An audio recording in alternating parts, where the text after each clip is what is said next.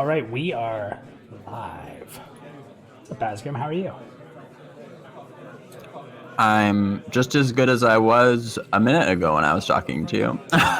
Well, we're supposed to pretend like we just never met each other until this moment. Oh, that's right. Who are you again? I don't know. I'm not even sure who I am. I have to drink a lot of wine tonight, so. So hi, everybody.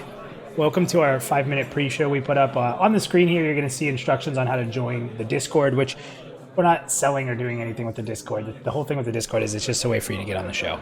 We do our show within the live channels of Voice and Discord, and what it enables us to do is bring you on the show. So if you want to come on the show and give your opinion and change the meter for the viewers and talk with the co-host or myself, it gives you an opportunity to do so.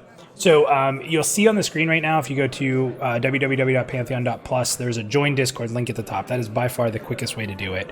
We used to do it where we would give you the link, but you'd have to type it in. It's honestly just quicker. Pantheon.plus. Click join Discord. You'll join our Discord. And then there's a voice, you'll see a voice chat room underneath the live channel where you'll see me and Basgrim in, or me and whoever the co-host is. And you just jump into that live green room, and then we'll announce when we're going to pull you in. We're going to try to get everybody we can who jumps into the green room on the show. We do about an hour show, but we give a half hour of what we call overtime to try to get more green room people in. So if that green room's bumping, if you want to be on the show, jump in the green room. We'll do our best to get you on ASAP. But yeah, so I am I'm ready, Baz. I'm ready for this one. Ready, Freddy. Your name was Freddy, right? No, does it need to be though? Because I know we signed a contract to get you on this show, and there was a lot of demands. Oh yeah, that was in the fine print there. You must you must answer to Freddy for the entirety of the show. All right, that'll work. So you want to hear something funny? This is a little personal, but it's on the pre-show, whatever. So I started dating again, which is odd. Haven't dated in about 11 years, right? Yeah, so I'm dating. And I'm talking with someone, and they're really cool. And so they call me Minus. And it's weird because they go, well, she's like, is that weird? I watched your videos, and I know you go by Marry them. So, but she's like, is that weird? And I stopped and I thought about it. I'm like, no, because I got to be honest, like 90% of the people I talk to call me Minus. So I guess it's actually pretty normal at this point. So it's when your streaming personality intercepts your real life. Your personalities have just merged at this point. Yeah. Be at work sign. Like, can you change my work email to minus@bose.com, please? Thank you. Everybody, one more time here. In 2 minutes, we're going live. We always jump in a little early. We get this going so you guys can jump in, so we can try to get that announcement out there that we're going live. Get the crowd going. But more than anything, as you see on the screen, it's how you can join our Discord. And the reason to join the Discord is so you can get on the show live. Of course, if you don't want to get on the show live, you don't want to be in voice, totally understandable. You can jump in the chat for YouTube. We try to keep up with that the best we can. We will give shout outs to everybody there. If you put messages in there, we'll try to read it. So we'll kind of cycle between the live callers, as we call it, and the people within chat. And tonight, we have Basgrim in, who's, and I'm not kissing his ass, but he's one of the more knowledgeable people. So you want to ask questions of Basgrim, I'm sure he'll be happy to answer the best he can. And we want to hear your opinion on the topic at hand. So one more minute, we're going to go live, and then we'll get this show started.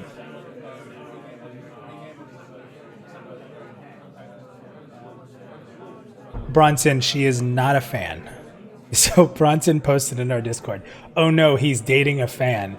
I was sure Chris Kane was going to be Minus's first fan. No, she's not. She did not know me from this. So she found this after I challenged her that she would never find it. She found it in 15 minutes. Because as it turns out, the background picture on my Facebook listed the website, and I didn't realize it. So, yeah, good challenge. Wait, the background picture on your Facebook is a link to It had a YouTube picture of me from the Borderlands thing as a joke, and in the very corner I didn't realize was a link to like the address for the YouTube page, because I took it from one of the promo shots I took. And I just didn't even realize it. She's like, found it. I'm like, oh. You better watch out. She's She's Nothing good. gets by her. She's good. She's good. Okay, guys, I'm going to go ahead and cut our conversation here. We are going to go live right now. So everybody, here we we're live? We're streaming right now? Cool. Awesome, man. Let me just...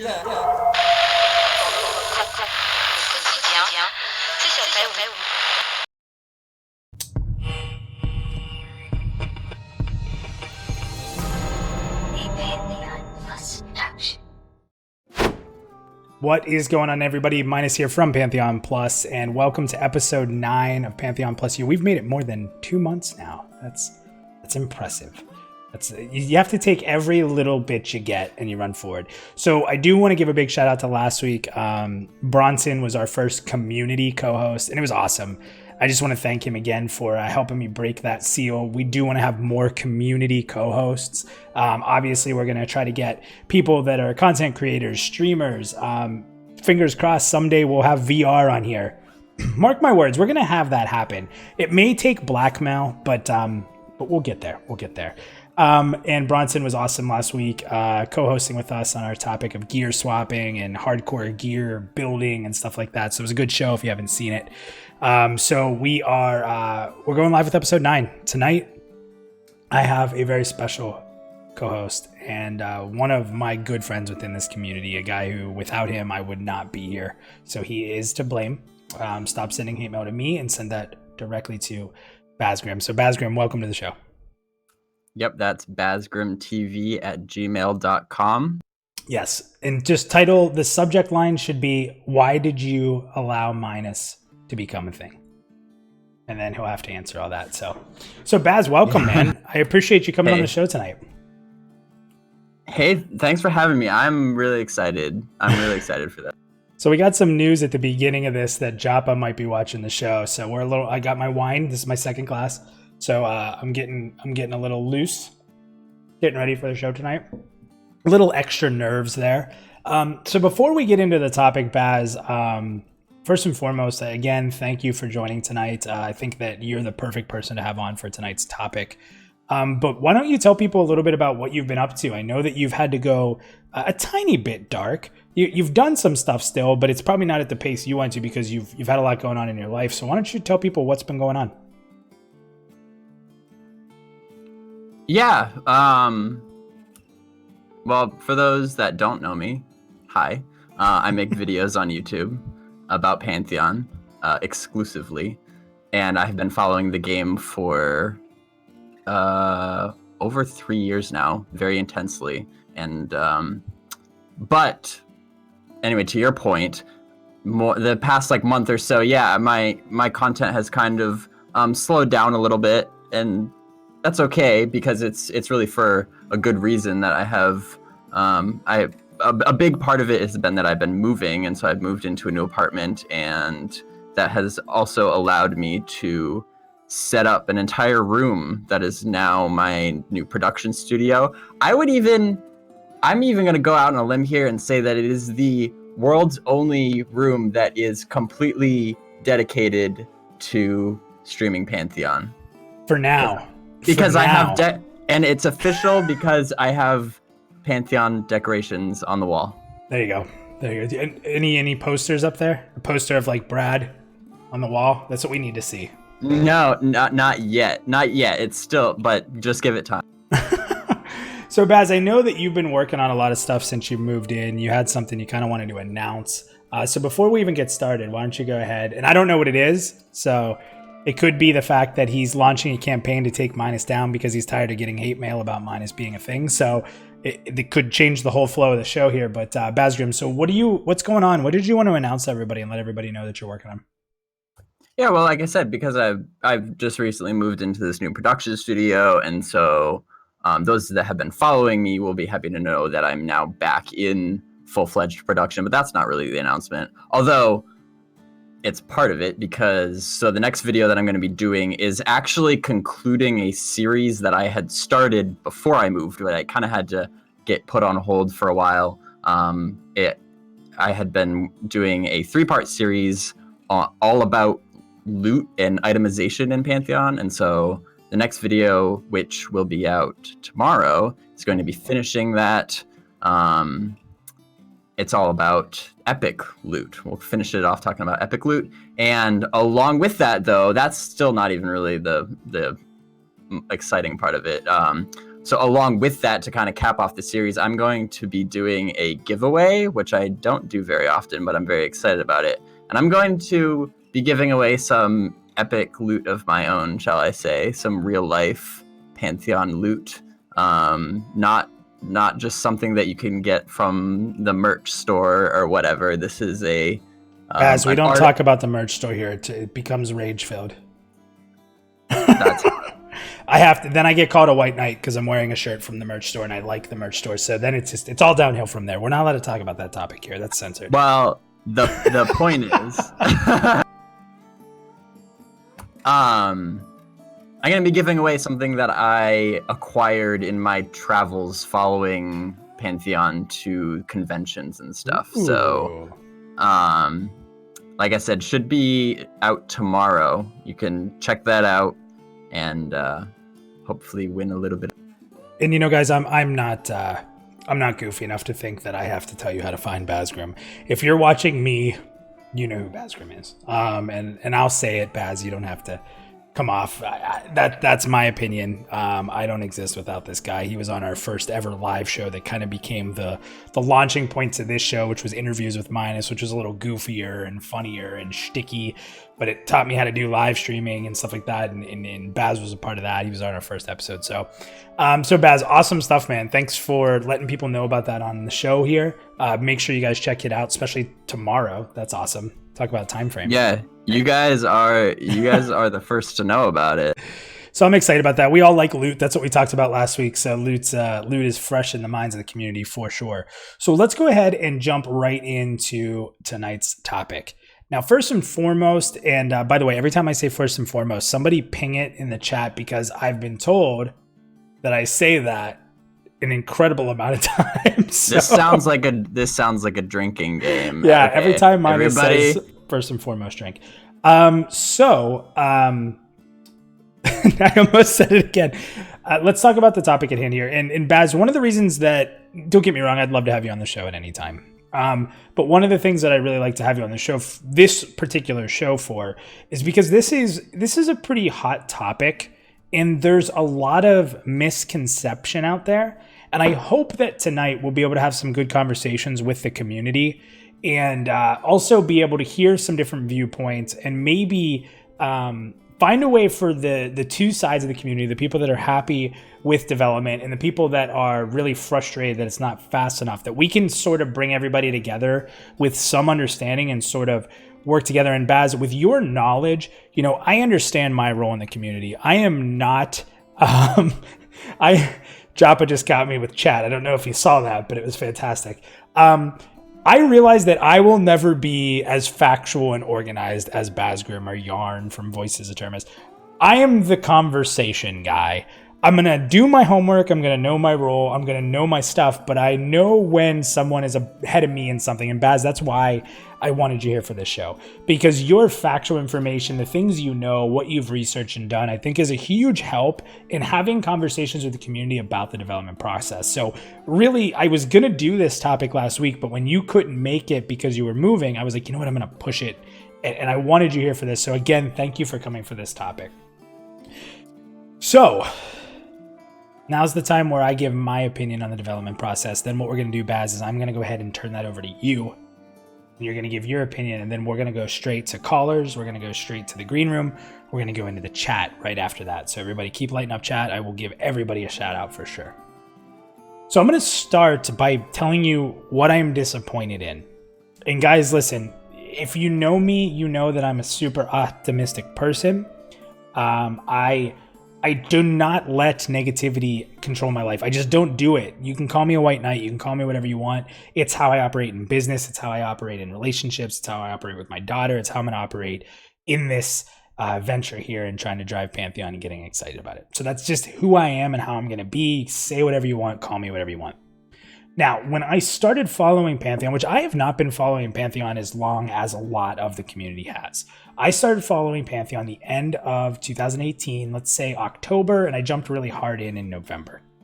So I'm relatively new in comparison to someone like yourself, Basgrim, or the Voices of Terminus crew. But it's going on. I mean, we're almost hitting a year here. So that's about the time I've been invested. Now, when I saw the game, first and foremost, I just didn't even mean to say that. Everybody drank. I realized that I was done with WoW. I had to leave my guild, and I was really upset about it. I will tell you that it's one of the more emotional times in my life leaving my guild. They were some of my best friends, and having to step away from the game and say goodbye to some of those people I've been playing with for years on end. I just was done. I had hit a peak. I love World of Warcraft. I'm not someone that's going to abuse the game and say negative. I just hit my peak and I was done. And that's when I discovered, I did the little search in Google. You guys have all done it before. MMOs 2019 or 2018 at the time. And I came across Pantheon. I started reading about it. And, obviously, just like anybody else who's been a fan of EverQuest, Brad McQuaid's name came up. And that's what really got me into it and got me excited. And I started to remember the times of EverQuest, and it got me really excited. So, where am I going with this story? It's what made me pledge. And when I was looking at the pledge, my estimation was by probably March or April of this year, which is what I told a lot of my old guildies, is that I think Alpha is going to come. Right? That was my expectations back in November. I think that Alpha will be here, so I started convincing people to pledge, and this is what I'm going to do. And I'm going to put all my effort into this. I want to learn how to make videos. I want to learn how to make a content channel. I want to push this game because this is what we need. And that's really what it came to be. So if I would say I'm disappointed in anything, I really felt like it, I thought that I'd be playing Alpha by now. So I'll openly and honestly say that I thought by now I'd be playing Alpha. And that's why the champion pledge tier was so important to me, as I wanted to get into Alpha. I'm a little nervous about being in Alpha because of NDA. I'm a little nervous about being in Alpha because in an MMORPG, you want to experience it with the world, so I don't want to play too much. I beta tested BFA, and I played it way, way, way too much, which was a little bit of a problem when the game launched, is that I burned myself out, but that's a whole different topic. So I would say that my disappointing thing is that I thought I'd be in Alpha by now. Now I'm going to stop there. I'm going to say, though, when Project Fairthale was announced, I realized, and that was back in December, January, when they started talking about it, I realized that wasn't going to be a thing anymore. It's not like I discovered that now, or I was expecting still to play when April came around. So just through research and knowing what they're doing and knowing what they wanted to do by pushing the needle forward and making the alpha and beta process more like the end game that's going to come out, I realized that this was going to happen. They were very clear, in my opinion, with what Project Fairthale was going to be, that it was going to take a while, and that it was going to be one of the most important things they worked on. So I took that needle of thinking I was going to play in March and April, and I moved it way back. In fact, I really don't have a date. People ask me for dates or my thoughts all the times. I don't know. I can take guesses. I can take a shot in the dark and say this or that. So take that into consideration, that was my real only disappointment, is knowing that I had to push that back. Now, the other piece of it is I did a video, and Baz has some good videos too, but I did a video called The History of Communication with Pantheon. And it was a video where I went back, and this was like the most homework I've ever done, where I literally sat there and I took notes and I read every newsletter over and over and over again and took all these notes. It's probably the most work I've put into a video. And I realized that what is driving people the most crazy is that the people who jumped in right around the time or before of the class announcements, those class announcements were huge. The class announcements drove so much hype for the game, drove a ton of pledges, and everyone just got super excited. And there's not much you can release in development outside of classes that is going to be that exciting. And I think that all the classes came out, and now it's time to build the game. And I think that the difference between them is those two things. So Baz, that's where my opinion is on development. So I'm going to go ahead and set my meter here. And then I'm going to hand this over to you. I got to tell you, I'm a little happy. I'm pretty high towards the happy with pacing. I'm going to say I'm 75% up the meter, from the bottom being dissatisfied with pacing, the middle being indifferent, being, whatever it is, what it is. I'm happy with the pacing. And I will tell you that what a lot of people don't understand with me being happy with the pacing and being completely honest with you as a community is that I am also a content creator, or trying to be, or pretending to be, whatever we want to call that. And I'm honing a lot of different skills. I'm learning a lot of things. So there's a benefit to me for taking longer. I hate to say that, but I'm going to be open and honest. I don't get upset when something gets pushed back a little bit because there's more for me to learn. There's more for me to build a network. There's more community to build like we have in our Discord, which you guys are friggin' awesome in. So there's just a lot of things that make it so that I can't get myself hung up on delays or them pushing this vision through. So for me, there's not a whole lot to be upset about. I'm super pumped to play this game. So Bazgram, I'm going to stop my rant and I'm going to ask you to now start yours on where you feel you are in your feelings from dissatisfied to happy and anywhere in between with where the current development is. Yeah, sure thing. Although I kind of want to rebut, like I actually want some more clarity on what you were saying because, like you said, like you were, quote unquote, like ranting, and Yeah. it sounded. That's like, how we start this typically. Right, because it's like I like, trust me, and I understand the disappointments, but then you say that you're actually quite happy with how things are. Yes. Yeah, I definitely am. Here's the thing. There was a recent Reddit post, and we're actually going to do a show, and this is going to be a fun one where we talk about the different means in which you can learn about Pantheon, Reddit, Discord, forums. We're going to do a show based on that. But on Reddit, a recent post came up, and the guy's really positive. It was a really good post. I really enjoyed it. But the guy asked a question of what could you sacrifice from the development process to be happy with the game launching? And he's like, I don't really need the climate system. I don't really need acclamations and this and that. And my response to him was, listen, this is a great post. This is a great way to talk about the game and what's important to us and what's not. But at the same time, I don't want to have Pantheon launch without those things because those things to me are the vision of the game. So if those are the vision of the game, I don't want to play a half a vision of the game. I want to wait for the vision of the game to come out. And I don't think that's unreasonable. And I think that's where my patience comes from, because the reason I invested and I pledged in Pantheon was because there was this grandiose vision of what they wanted to create, and I believed in that vision. I can't get mad if that vision takes longer. I just can't. Does that clear that up a little bit? Like, I can't get mad. Yeah. No, I definitely agree. And I think that's a good approach. But I think there's kind of two different conversations that you could be having. Like, are you satisfied with where the game is at right now? Which, to be honest, is almost impossible for us to know for sure where it's at this exact moment, because we haven't been privy to a lot of the details of Project Fairthale and stuff. So we kind of just have to wait and see to, like, okay, where is the game actually right now? That to me is like a whole different conversation than are you satisfied with how they have been communicating their progress? Sure. Do you know what I mean? Because I think those are two very different things. Yeah. And I think that you can take both of those things when you think about how you want to express where you are, because I think I do it as well. So in me saying I'm pretty happy with the pacing, where they're at, the communication, the development, I think I'm putting that all as a whole, if that makes sense. Okay. Yeah, I get it.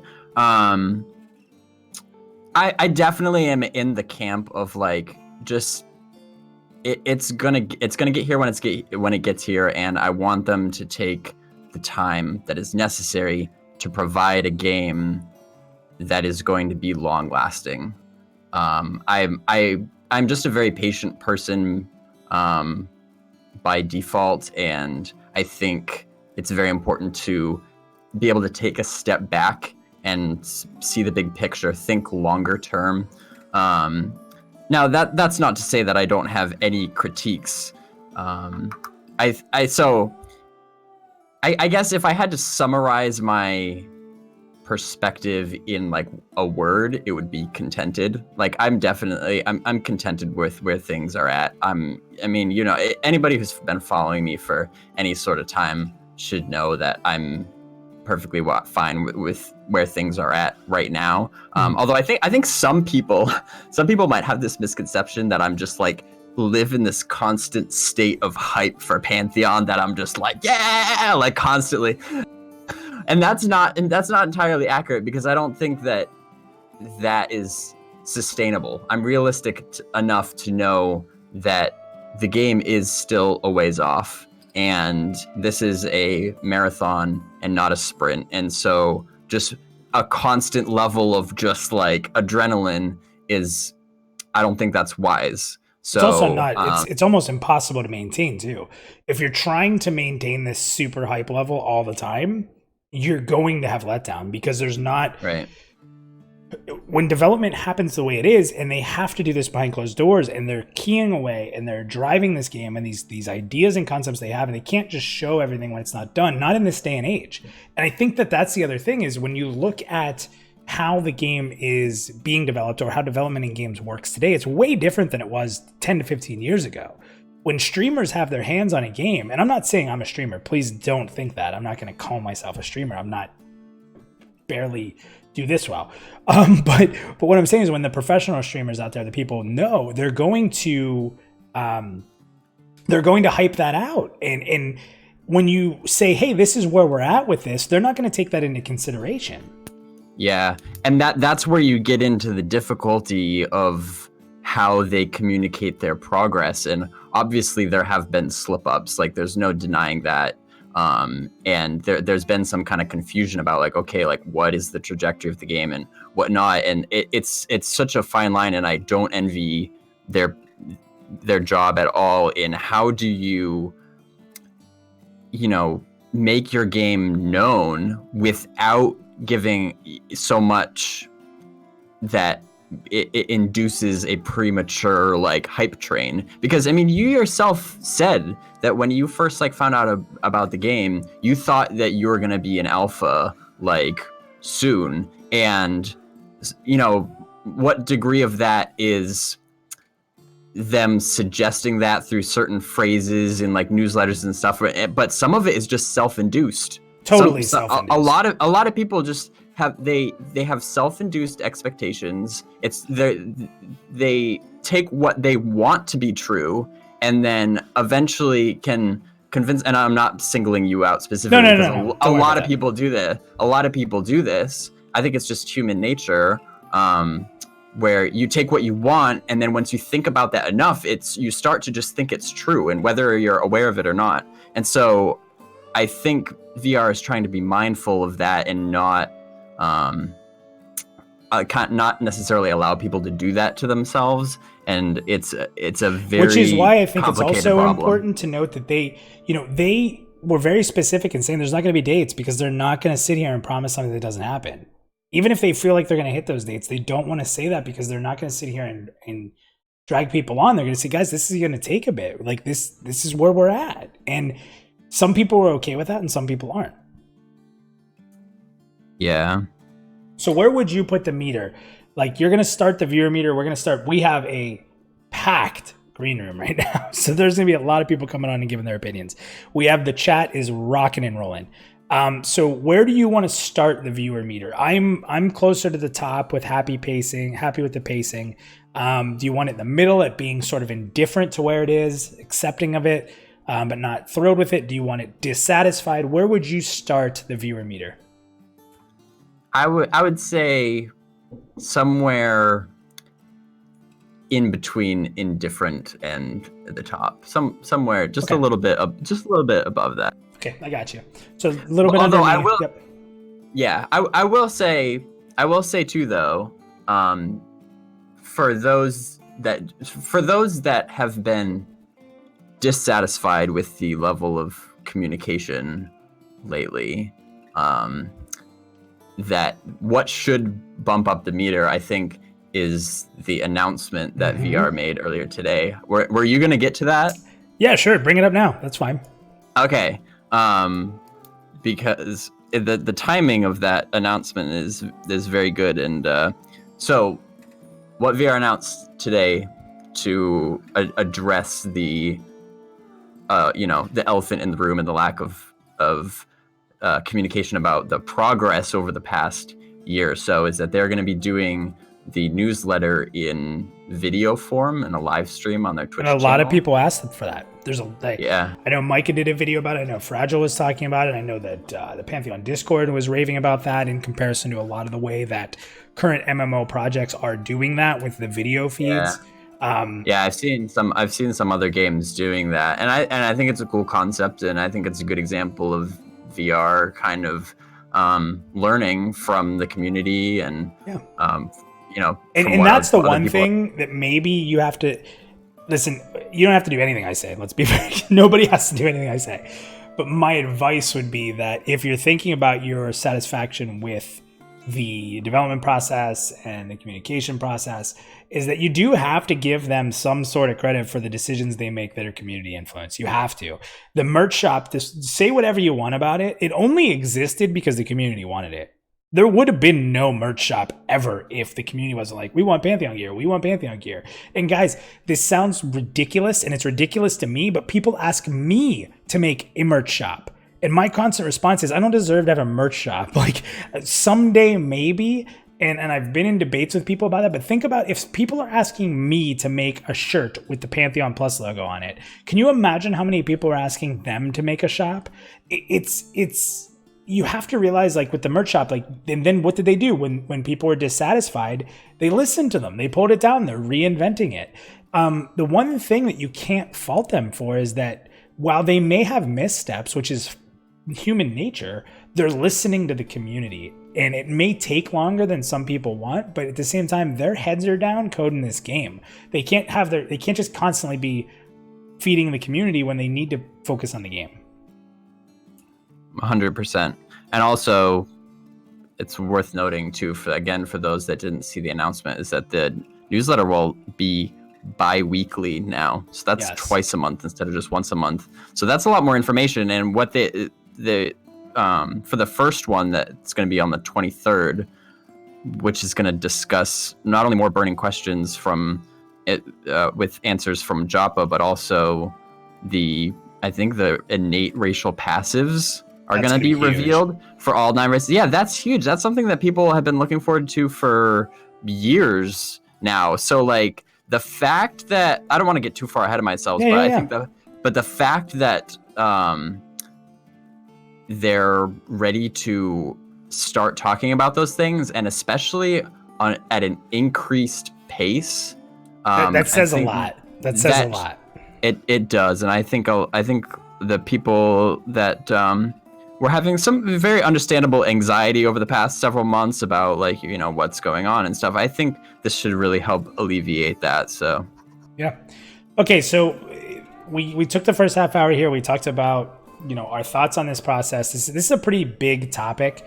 I want to go through chat a tiny bit, and then Green Room, we're going to get to you guys. So Green Room, we're coming right to you guys after we go through chat here. And we have an hour to bring people in from the Green Room to discuss different things. I have some stats I want to give out, so did a little research for the show. So let me jump real quick through the chat. I'm just going to highlight some of the stuff that's happened since we started, Baz, and feel free to comment on anything. Nathan is here. Welcome, Nathan. I know you've been moving. Happy to have you part of this, man. You're awesome. Chris Kane, in normal Chris Kane fashion, says this show sucks, but he's always here to support us. So thanks, Chris. We love you. Wait, and has Nathan's been moving too? Why is all three of us lately? have moved. Yeah, he moved for a job. So he's rebuilding everything as well. So it's pretty crazy that all of us have moved recently, for sure. Fragile's here, ready to sass it up. So welcome, Fragile. I can't get to everybody. I apologize. We have a lot of people in chat tonight. Chris Ellis, welcome to the show. As always, you're here all the time. I appreciate it, man. When we were talking about the fact that the girl I'm seeing right now calls me Minus, Nathan made sure to let us know that his wife does not call him Napalm. So, Nathan, you got to work on that, my man. Let's see. I'm going to mispronounce names. Azra said that they're really excited for that new show, or the new bi-weekly that we talked about. So awesome there. Jason Bolton, welcome, man. He said that he's only here to censor Joppa. So that's fantastic. So welcome. Let's see. Cerulean here as always. Thorndeep, welcome. 187. He says, let's get 1,000 subscribers tonight. We're very close. It's a possibility. I'm not going to horn myself too much about trying to get that, but yeah, maybe. So we have Sacred here. He said, well, there goes my lurker status because I called him out. So it's a little bit of a VR party tonight. Let's see here. Mr. Cake Donut called me a white knight. Oh, check me out. I'm dancing. I don't know if you can see that, but we have our claptrap dancing saying thank you for subscribing. So thank you for that. So Chris Kane said, should alcoholics be allowed to play Pantheon? Yes. Basram, do you have any problem with that? I believe they should be able to. Yes. I think they should be able to, and maybe it'll be therapeutic. Let's see here. People are a little excited. Jason said, is it TwitchCon loot that you have there? So people are a little excited about that. A little bit of, this is the best. So Chris Perkins, this is when I laughed earlier. He said, first and foremost, hey, everybody. Thanks, Chris. I just drank for that one. So, and a lot of people are excited to see Chris here. So there's a lot going on in chat right now. Fragile said, you don't need 100% of the vision to be completed in alpha. Sure. We can get more into that in a little bit. Let's see here. A couple people agreed with Fragile. Fragile asked Sacred if he learned how to paladin yet. Sacred says he's still a whip. Slow learner, you know. So a lot of really, the Crinkles here, anime and music's here. We have a ton of people in here tonight. We are sitting around 46 people live tonight right now. So you guys, again, if you don't know how to join our Discord, www.pantheon.plus, join the Discord. There is a channel called Green Room, which you can jump into. It's a voice channel, and that tells us that you want to come live on the show, and we'll drag you up. So Baz, are you ready to talk to our first person from the Green Room? No, but it's not going to stop you. It will not stop me. So I'm going a little out of order. I know there's some people who've been in there a little bit longer, but I want to bring a particular person in because I know they have very strong opinions about Pantheon. They're a huge fan. They love the game, and they're just very passionate about it. I want to bring them in first. I want to give them the floor and give them the time they want. So Vandrad, I'm going to be bringing you up. If you're listening, get ready. I give you about 5 seconds after I say that, and then I bring you up. So here we go. Vandrad, you're going to be the first to come up into the live chat. What? What? Welcome. It is great. By the way, Baz, if you haven't seen, we commonly grab people from the Green Room when there is this massive discussion coming on, and you never know the first thing you're going to hear out of their mouth because they're usually in the middle of a conversation and we rip them out. I feel like I've been touched in a bad place. So Vandrad, I don't know if you heard my explanation of my thoughts on you, but a very passionate supporter of this game who wants to see its success, but also Correct. is critical of some of the things that you really want to see, which is your passion. So the floor is yours, man. You've heard us for the last half hour. I want to hear your opinion. Or you've heard the Green Room. I've heard the Green Room, which is a conversation I will not repeat here. I will tell you that the Green Room is apparently a show amongst the show. In my opinion, I've heard that I need to hear the Green Room, but I can't because I'm here. So we're thinking about this way to record the Green Room separately and release it who knows. But so anyway, you're live on the show. We're talking about development. We're talking about being happy with development. That can be a couple things. It can be, do you think they're too slow? Do you think they're fine? Do you not like the communication? So I'm going to give you the floor. I don't want to interrupt you. What's your opinion on this? Right. So I think that, all right, let me go back. I think that the pace at which things have been progressing has been wrong, in that the gaps between pre-alpha and what is going on with Project Fairthale has been the biggest problem. Frankly, pre-alpha started too early. That this huge gap has been this black hole of lack of information, and it's better to be consistent in what you present to the public to keep that interest going than it is to present a lot and then die off into silence for 8 months, 9 months, 10 months. So from that point of view, I think that, communication has been the biggest problem So it's not so much the development for you, it's that you just wish there wasn't this blackout. Because, they can't say a whole lot, but that there are people working every single day on, images and textures and world building and mechanics and the whole 9 yards. That's happening day in and day out. But effectively communicating what can be communicated has been their problem. What do you think about the announcement? I mean, talk about a gift, right? To come down right before this show. We had this show planned out before the announcement happened. But so the new bi-weekly video style compared to the newsletter, for someone like you who wants more, is this a step in the right direction for you? Do you feel good about this strategy? I mean, we don't know what we've seen yet. So you can go into it with as much caution as you want. But when you read that, did that feel, what were your thoughts? Okay, yeah, initially I look at that and go, that is a great change of pace. Okay. Again, I think a bi-weekly, every 2 weeks, little tidbits here and there is a better feed than, once a month. The question then will be is what is going to be in that, little tidbit that shows up every 2 weeks. And I've been a proponent of them giving information of ideas and things that they are working on, but not yet saying in definitive terms it will be this versus not that. One of the, I think on the listing they had, in racial innates. Okay. Yeah, that should have been something that we have had in our mind since day one. What are the differences between the races? What is an ogre gonna have that a gnome is not going to have? What's gonna differentiate them? And you can present that to the player base, yet not paint yourself into a corner. Sure. So if they're bringing more of these ideas forward with that sort of approach, that's going to give people more interest in the game, as in the people who've been on the fence for what race am I going to play? Well, if an ogre Vandrad, just so you know, in chat, the War Zealot said ogre and gnome, it's about 200 pounds. That's about the difference. Yeah, it's also how much they eat or who eats who. Yeah. So, yeah, bringing more of those things in that generates that slight bit of interest that keeps somebody going. What do you think about newsletter, like a typed newsletter versus a live feed? I mean, what does that do for you? Do you like the live? I've seen a lot of the community talk about the live feed being kind of the more modern side, right? Like people want video, not a... Yeah, more modern, but as long as it's structured properly, and it's communicating something effectively, concisely, and clearly, you can run into a problem where if you've got a free-form discussion like what we've got here, you can lose the pace or lose what you are trying to get across. Correct. Yeah. Whereas with something written, you can sit there and do revisions and make sure that the message you're trying to portray, the message you're trying to get across, is being transmitted properly, and people will not misconstrue or misunderstand.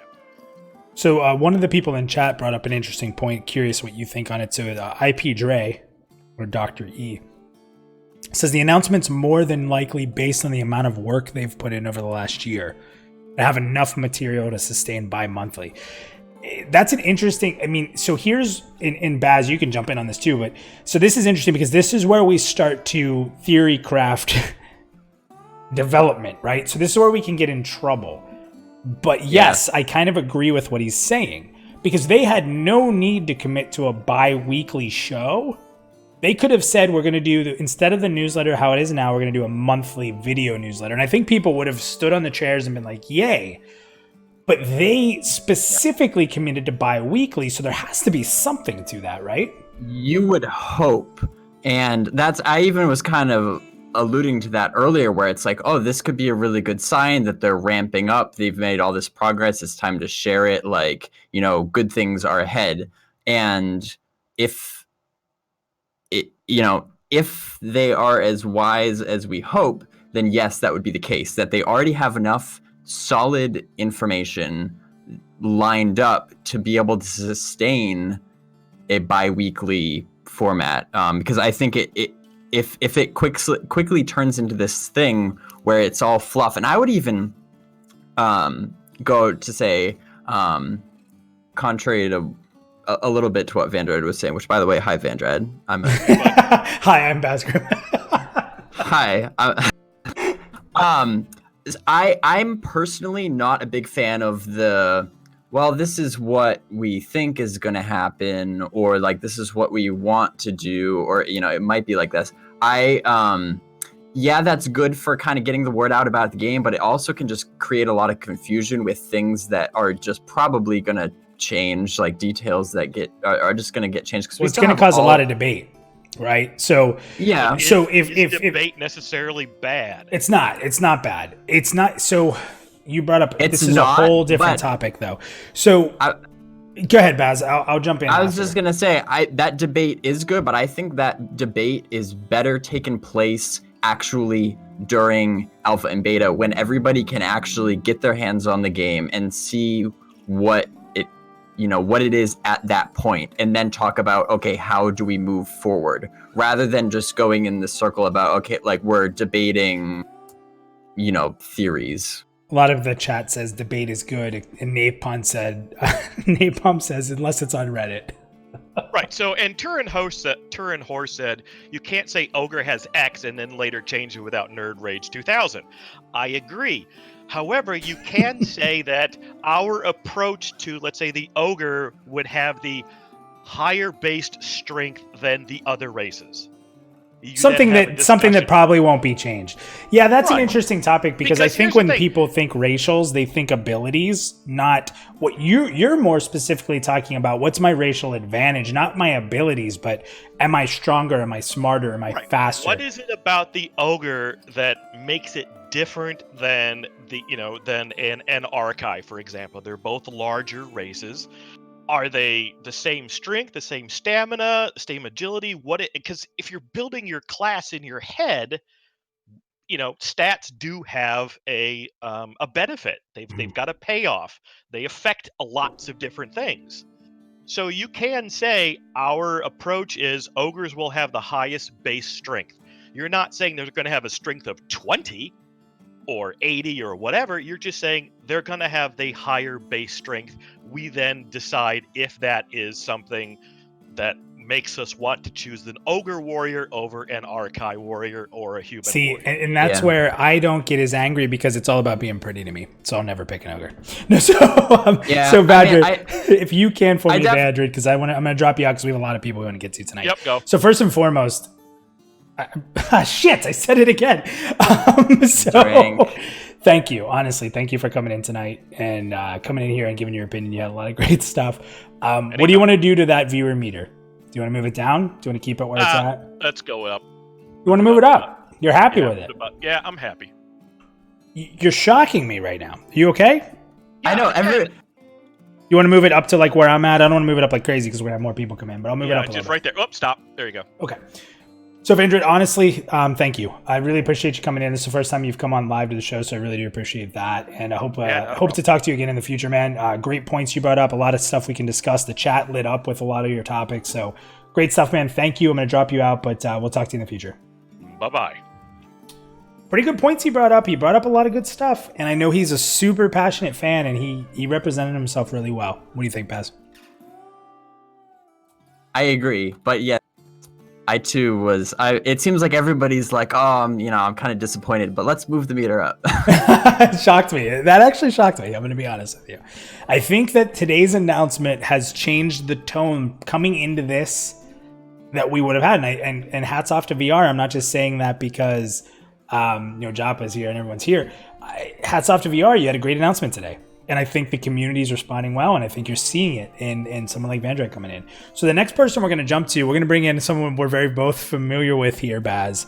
We're going to bring in Lexer is coming in next to the chat. Are you ready for the VOT bad boy, or are you ready for him? Oh, I'm ready. Bring him to me. So we have this little thing here. So first and foremost, I didn't finish it, so you don't have to drink. I'm going to throw up this here. Just a sip. Have a little half drink. So I'm going to toss this up here. This is the good point. Little splash we have for Vandrid. Good stuff, man. Thanks for coming in. And then I'm going to go ahead and transition that into the Voices of Terminus. We're bringing up Lexer right now. What is going on, Lexer? How are you? Welcome, buddy. I'm surprisingly sober. Well, okay. So that'll be different. No, I'm just kidding. I know that if I'm not mistaken, you've in confidence told me this. Now I'm telling it live. But you have to take multiple shots to be on the air with Yarn. Is this a true statement? I have to have multiple shots just to get out of bed.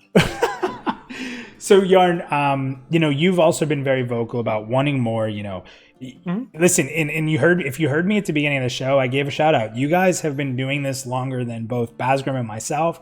Basgrim's been doing it a lot longer than me. So when it comes to importance of content, there's nobody who's more affected than you guys because you've covered literally every topic. With that, but thank you. Well, okay. I'm going to give you a little heads up here. I'm going to give you a little happiness before I shoot you down. Just kidding. So Lexer, you've heard from us. Say we're getting married? You've heard from us. What are your thoughts on the process in the announcement today? The communication, the development pace, where are you at on that? Okay, so when it comes to pace of development, I'm in a unique stance of where I can understand it better than your average fan. My frustration of the whole pace of development and how I've been vocal stems from the fact that you have dealings with those who don't understand it, and there's nothing that you can really do to argue their points because there's nothing in your arsenal anymore at this point. Okay. So that's where most of my frustration stems from. He's got a point. Yeah. Personally, I'm very indifferent to the pace because I have a better idea or total understanding of what's involved. I know things happen. I can tell you some war stories of development. Crazy things. Okay. So, this current blackout that we've been going through, I understand it. I don't like it because I know it's avoidable, but I do understand it. That's why I'm not pitchforks and ask for a refund. No. With today's announcement, I'm very happy, almost elated that it came out. Was it more the video side versus that, or the bi-weekly? Neither, honestly. Just the fact that something is happening. Because the small Twitter posts, you could say that's engaging your community, but let's be honest here, guys. It's not. It's a simple kind of waste your time question. Right? And other than that, we get a newsletter, which is usually gorged upon to nauseum. And there has never really been a whole lot of information that has been in there that's like to really chomp your teeth down on, right? Yeah. So, you know what's funny about... So, Baz, I'm sorry I interrupted you. I'm going to say one quick thing, then Baz, it's all you. The thing that's interesting about the newsletters for me, and I realized it more when I went back and had to reread all through them to make that video, there's a lot of hidden little things in there. There's a lot of little gems that you have to dig for, and there's a lot of questions people are always asking that were actually answered in a tricky way. But I understand it'd be easier if it was just, kind of tossed out there. Baz, you were going to jump in on that comment too. What were your thoughts there? Yeah, I was just gonna say I really have to agree with the essence of where you're coming from, Lex. I understand the frustration of you get these people coming into the game and they have all these sorts of questions, and sometimes there is no answer. And I guess my approach is I gotta remember or trust or whatever you want to call it that there will be a day where it will be easier to convince them. It may not be now, and I think that's okay, as long as that day does eventually come. But definitely, I think what you're talking about with the new newsletter format, it kind of highlights what we were talking about earlier about how important it is that these shows actually have meaningful content, because if it quickly in just a couple months, if it quickly turns into fluff and there's no follow-up and there's nothing to back it up, then it's worse, because then you're kind of disappointing people twice a month instead of once a month. You know what I mean? Yeah, exactly. That's a good point. There is a fear in the back of my head that I'm trying to ignore to the best of my ability here, because a small voice in my head is saying, is this too little too late for a lot lot of people? I don't think so. Too late. No, I would disagree with that. Think so. Well, no, I'm not saying that. I'm just saying that that's a fear. Well, I mean, what would you? This is a total guess here. This is a total. No, let me be very clear. Opinionated, no raw data. The percentage of people that are following this game now that are going to end up playing it is less than 50% easily. It might be less than 25%, right? Or we'll say 80% of them will play it, but only 50% of that will stay. Sure. But what I'm saying is that I can't say something's too late when the player base is is a small percentage of the people who are going to play the game when it launches. There's still a lot of time to introduce new things. They may have lost people. Like I agree with the fact that you may say there may be people who are so impatient that they're gone. They're not following the game every day. And Basgrim made a point of this earlier. If you're following the game every day, you're going to get upset. And you know, and I say that as someone who follows the game ad nauseum and rereads stuff and rewatches stuff. It takes a very particular mindset to be able to do that day in and day out that just a lot of people don't have, and that's just to be expected. I still think though that, you know, they might be gone for now, but I gotta think that, you know, if and when they'll be back. we get to they will. And I would tell there's going to be a big enough if there's as much success around the game as we're hoping, it's going to be all over the internet. People are going to hear about it again, and they're like, oh wow, that actually came out. I'll go give it a try. You know what I mean? Yeah. So and I think there's certainly some people who are going to come back, or some people who just give into the frustration and certainly make it seem like they're never coming back. Yeah, and at the same time, if the game's good enough, the reason people joined in the first place was because of the vision of the game and what it was going to be. And if that game delivers on that, people are going to play it. It doesn't matter if they followed it every day, once a month, once a year. There's also this side thought of it where, what if all of this that's been going on has been scaring away VIPs or potential VIPs or pledge holders, whatever you want to call them, potentially taking away funding from a game that we know it's fairly far along. But let's face it, more money would certainly help. Well, I mean, you don't go into a development of a game and think that you're going to please everybody. You're going to lose people. Oh, God, no. Right? You're going to lose people. In this day and age... I mean, I'm not going to get too into this, but let's just say some things have been put out there recently. You just Canadian to me. You're not even Canadian, and you just ooded me. I just want to make sure you know that. Like you said, you hoosery. But, you know, some things have gone out relatively recently that have been a complete and utter shitstorm. I mean, to put it politely, that doesn't help anything at all. Yeah, and like I said, we could get into the whole. I mean, look at what I'm wearing, right? I know. I get it. Like I have people, and I'm gonna rant a tiny bit because luckily this is my show, so I get to rant. But I have people telling me I'm wrong for liking this shirt. Hey, and hold on. And the quality of this shirt, which I love. This is a super comfy shirt. I really like it. I have people who don't own it telling me that I'm wrong while I own it. That's just that's the modern society, right? That's modern society. I don't believe it's right to say that it's wrong.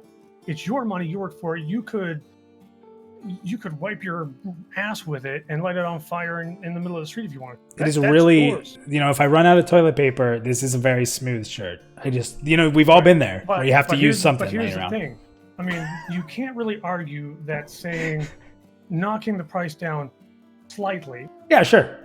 Putting it into a more affordable bracket. Without a doubt. And they know that, right? Beneficial when you're only going to lose $3 or $4. And they know that. Profit per shirt, right? But that's not even the whole. But you'd agree that they know that at this point, right? They do. Because they took it down. They listened. When that whole thing happened, my frustration came from the fact that it very much felt like it was like, hey, Joe, we need to get this thing done for the 3:00 newsletter announcement, okay? Okay. I got 20 minutes. Okay, here, whip it up and throw it out. You know, it didn't feel like it was cared enough to be even looked at. That's where my frustration came from. Lexer, I'm going to drop you out here soon. I want you to adjust that meter. So right now it's sitting with me at... down towards indifferent. You want to go down a little bit? Okay. So we'll kind of bring you back down to where Braz started at. We'll level you with our last person. So Lex, thank you for jumping in, man. I know I know that sometimes me and you go at it, but behind the scenes, we're good buds, man. All three of us go at it, but here's the thing. Yeah. You know, the fact that I... who was born without a filter, and when I'm upset, I do dumb shit. Face it, most people do. I can get on here, and I'm not at anybody's throat, and no one's at my throat. That speaks volumes in terms of us compared to any other community that has ever existed in terms of video games. That's a huge point.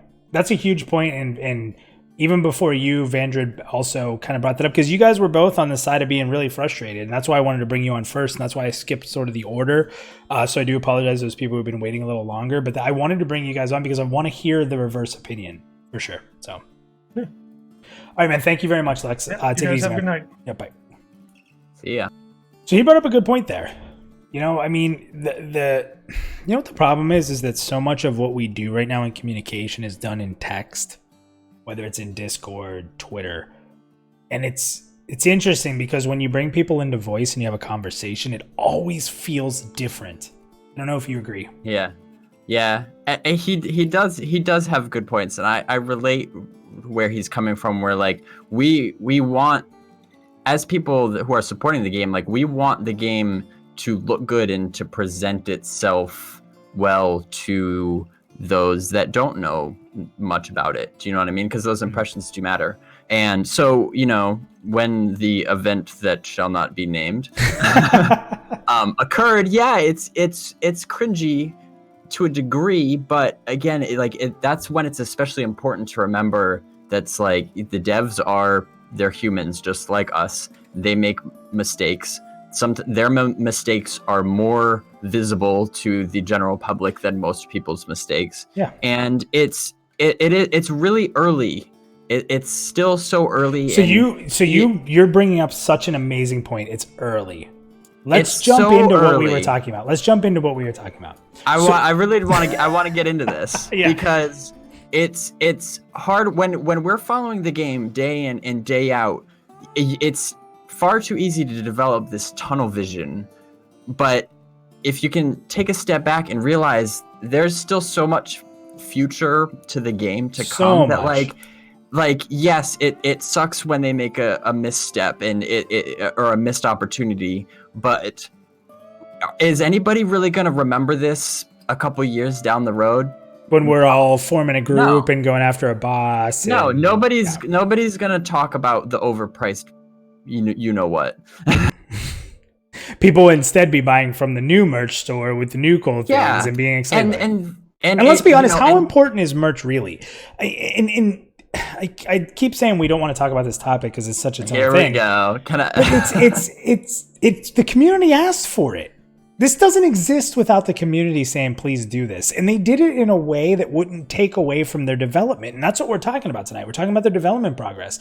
Do you want them to make this extravagant store where they have a warehouse and they have the gear there? And no. The only reason that merch store happened is because they were trying to give us what we wanted.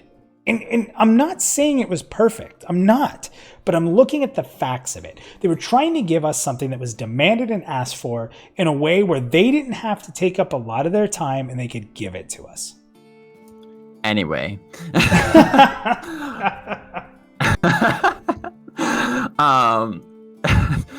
I'm all about perspective, okay? And I think it's important to realize what my perspective is, where as somebody who's very engaged in the community, and to me, you know, I'm seeing a lot of people that are very excited about the game, and we do have a good sized community, but I think it's so important to remember that no matter what happens, there are still so many potential fans still out there that have not even heard of the game at all. Like, I think there's a lot of people that have heard of it. They have not really given it a due amount of time to look into it to see what it actually is. And there's a lot of potential there for sure, but that's a whole nother discussion. But I try to remind myself and stay focused on the people who would love the game, but just have not had the opportunity to hear anything about it. And that goes into a little like more content creation stuff, which doesn't really apply to everybody, but it's still just, it's the perspective to be able to take a step back, realize that like the ability for developers to learn from the mistakes is far more important than any individual mistake that they may make. Now, if you're noticing, it's just so funny to me. It's so funny to me that people don't understand that. Especially though, let's be honest with us, like us in the community, myself included, you include, Fragile, everybody, we make so many goddamn mistakes in our life. Like to think it's just that this human company nature. shouldn't be doing it is ridiculous to me. So Yeah, exactly. So- I'm huge on that, and that. So I that want to go honestly through a little is- timeline, and then I want you to tell me. I want a definitive answer from you, which you will be held to till the end of time, by the way, so no pressure. I want a definitive answer on a year in time frame when you think real development starts. So I'm going to read through some stuff. I want to be very clear. I'm going to link a video here. This is Basgrim's video about how long has this game been in development. This is a really cool video. It provides a perspective from all the different visions that people have had. I'm going to put it in chat right now on YouTube. If you haven't seen that, watch it after. So I'm going to read a couple things here. And all of this is factual. One of the things that I like in this video is one of the first thing that Basgrim says is that he wanted to have a truth-based discussion. I think that's super important. And I think when people refer to me as a white knight, my anger comes from when things are said without truth. And that's where I'm going to stand up and I'm going to tell you you're wrong. Other than that, let's have a conversation because that's what I do. I'm the discussion guy. I like to talk.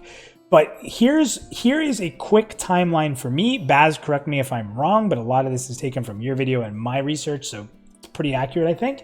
Pantheon was an idea in 2013. An idea. It was not in development. It was an idea. The company was put together in 2013 as an idea. When you start developing a game, you're whiteboarding. You're idea throwing. You're tossing. That's not actual game development. And a lot of times you don't know about that when a game is being developed. You don't hear about that. You hear about a game well after all the concepts have been put out there.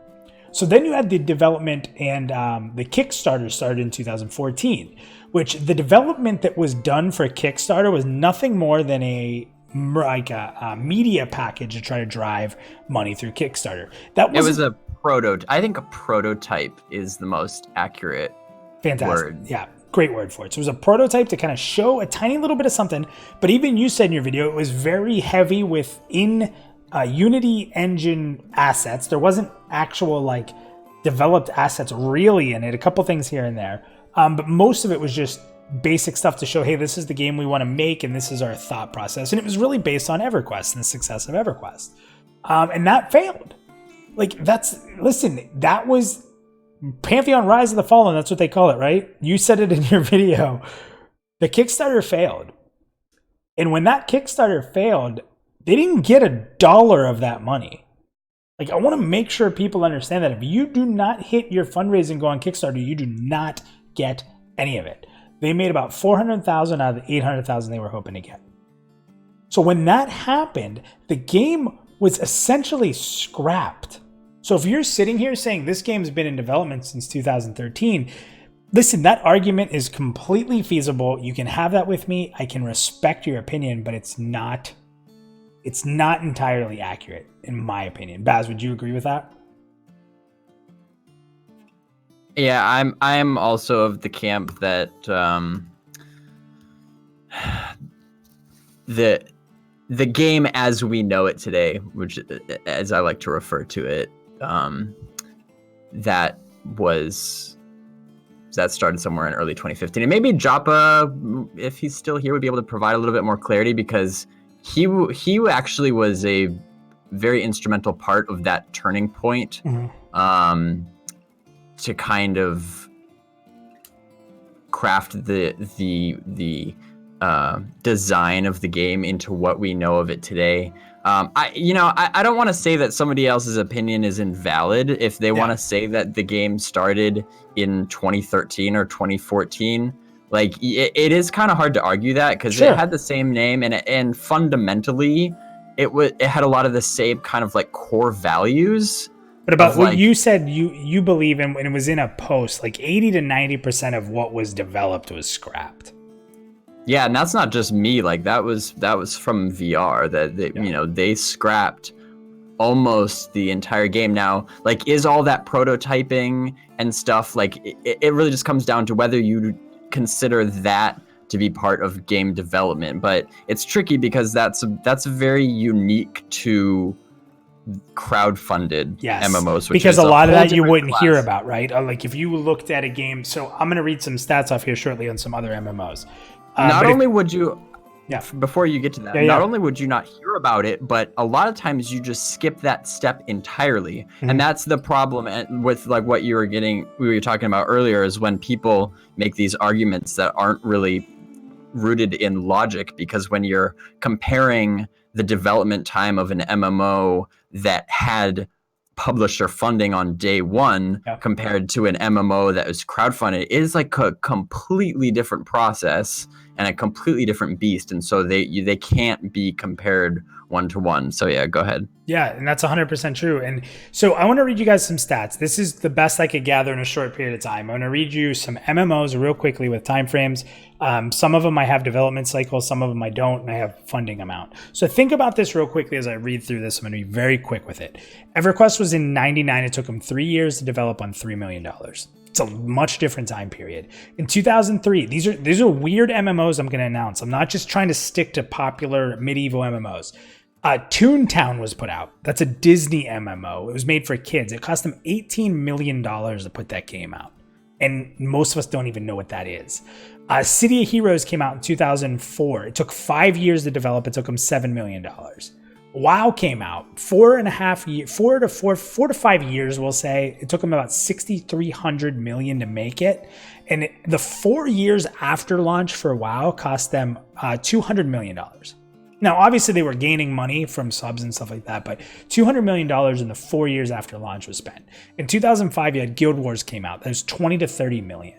You had 2006 Matrix Online, which barely survived at launch. $8.5 million put into that game. Lord of the Rings Online, tons of turmoil. It took them 9 years to put that game out with an IP that's super easy to make an MMO for. Tell me if I'm wrong. You have so much lore with Tolkien, right? 9 years they were a Sierra game. Sierra couldn't get it done, which is a huge publisher, and then Vivendi picked it up. So in that time, it took them 9 years to get that game out. Age of Conan, which was horrible. Anybody who played it knows it was bad. It took them 3 years to make that game, and it cost them $200 million in 2007. Free Realms, never heard of it. It's I guess it was sort of popular for a while. Free Realms took 20 to 30 million in 2009. I'm almost done here. I'm not trying to bore you guys with numbers. Final Fantasy 14, everybody knows what happens there. They put a ton of money into that game. It took them 6 years to develop, and within 1 year, the game had to be taken down because it was awful. It was a huge disappointment. We're talking Final Fantasy. They have had games since the NES, and that culture and that lore has been developed. It's super easy to make a game when you have all the surrounding details. And it took them another year to release 2.0, which is the game you know today. And that was $120 million. So it's just crazy to think about. Rift was semi-popular, 5 years to make, $60 to $70 million. Star Wars, one of the biggest IPs in the world with so much to develop and so easy to make a Star Wars game these days. You have lore out the wazoo for it. 6 years to develop, 800 people on 4 continents worked on that game for $200 million. It took them 6 years. DC Universe Online was $50 million. Secret World took 10 years to come out. Shifted a lot, had about 70 people working on it, took them $50 million. An ESO 2014, 7 years, $200 million. So, I mean, am I crazy in saying, like, when you look at all these MMOs and where Pantheon is with the size of the team, with the development money they have, they're ahead of a lot of these games. Am I crazy saying that? I don't think so. I mean, I think the takeaway point is that making an MMO is just an unimaginably huge task that I don't think any of us, except for Joppa, can adequately has an adequate grasp of how much work goes into it, and it's hard enough if you have money right off the bat, and it's a lot harder if you have to start from scratch, and then you have to kind of develop the game while generating funds. Like I said, it's not a job that I envy. All right, cool. So we have done I've done a horrible job of bringing in Green Room. We have a lot of people in the Green Room, so we're going to start firing through Green Room people here. We had someone in chat just ask, so with VR's budget and teams, so now should we expect in 15 years? No, what I'm saying is they're way ahead of that. They're way ahead of what we see in these other companies because they have a strong strategy and a good small team. And I think that's important. And I think, but at the same time, it goes back to kind of what I was saying earlier. Is like we actually don't really know. We only know what they have shown us. We don't know where the game is at. We don't know if they're holding things back because they don't want to put everything out there and spoil all the content in the game. Like you don't know what's going on behind the scenes. Yeah. Okay, so here's what we're going to do. We're going to go to Yadalin next. Yadalin, I'm going to pull you in here in just a second. After Yadalin, we are going to go to Bronson. We'll pull you in. After Bronson, we're going to pull in Thorndeep, then Zoltar, and we'll see what we can go from there. I do want to bring Punk and Zinix in, so we'll see. So Yadalin, we're pulling you in now. Hey Yadalin, what's up, man? How are you? Uh-oh. This is what happens, though, when you pull people in. So hey, it's going. Hey, there he is. Awesome. What's up, man? How are you? Oh, you caught me out of the green room, man. I was in a mid-conversation there, That's how it works. The green room is a dangerous place, especially when you can be pulled in on live here. So what are your thoughts on this? We've talked quite a bit about a lot of topics, so I want to hand it over to you, and I'm going to shut my mouth. What are your thoughts on the development cycle, where it's at? Are you happy with it? Are you happy with the communication, where you want it to be? Yeah, I'm pretty happy with where development's at. It's not something that we can control. It's not something that we should be controlling. We're not working side by side with the developers on a daily basis, doing animations, doing the books, doing the marketing. We're not there. We're not involved in that. So it's in retrospect, we have to kind of respect a little bit of the decisions. There's a lot of dangers out there as far as releasing something way too early.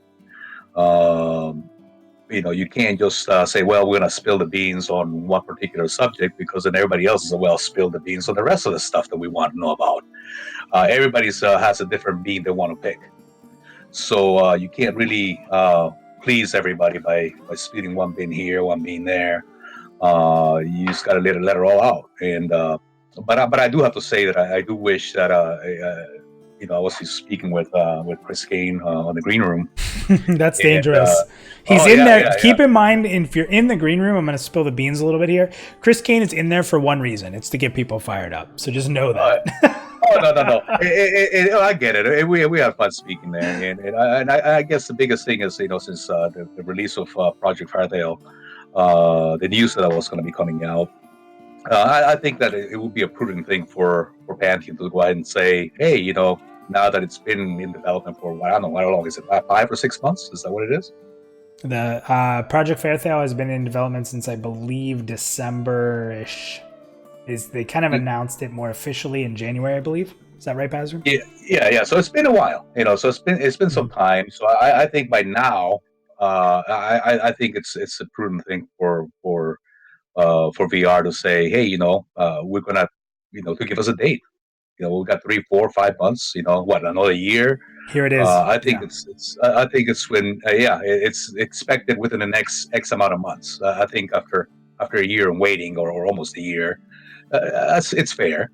It's a fair thing for the fans. Obviously, a lot of stuff's going to be under NDA. We still can't speak about it, and that's fine. But at least the rest of the fans know that it's happening. Yeah. It's going out there. But there's a lot of dangers to releasing something that is not, and this is my opinion, way too early as well. Not polished. The dangers not just in the marketing side of things, but also dangers of no big company out there is stopping anybody from going and say, hey, let's do some corporate espionage and pledge some money on these guys and steal some of their ideas. Yeah. That's a cynic part of me. And sure, there's enough people out there. It's like, oh, these guys are going to make money. Well, why don't we just take their customers? So in Yadlin, if you don't mind, I'm going to read this. Chris Perkins is in the chat and just gave some truth out there. Baz, you asked for it, so Baz, thank you. So Chris just says, just to settle the record, we are not using any of the art, lore, or code that was fabricated to support the original Kickstarter. Pantheon needed a fresh start, and the new team fully to believe in it. That's awesome. And Baz, I think we were both kind of there. Yellen, what do you think? That happened while you were on live. Chris Perkins. Fantastic. I love it. Yeah, no, it's right out there. It's like I said, it's we're not there. We're frustrated because we want to play. That's what it is. And you just I love what you just said. We wouldn't want to play if we didn't believe in this. So even the most pessimistic of people who are upset and want to play, somewhere in their soul is this a deep desire to play this awesome game that we're hoping for, right? So that's where I always say I really wish that as a community, when we disagreed, that's where we could come together. Because no matter how optimistic or pessimistic we are, we all share the deep desire to play this game, right? Oh, absolutely. I mean, you could be the most vocal and negative Nancy in the forums, but if you stuck the pacifier right in the mouth, you'd be just happy as anything else. If it's even if it's in the bottle, it's just a pacifier. You'll be fine. So yeah, absolutely. Yeah, and you made another good point too at the beginning about control and how we can talk all day about our opinions, but at the end of the day, we don't really have any control over when it comes out.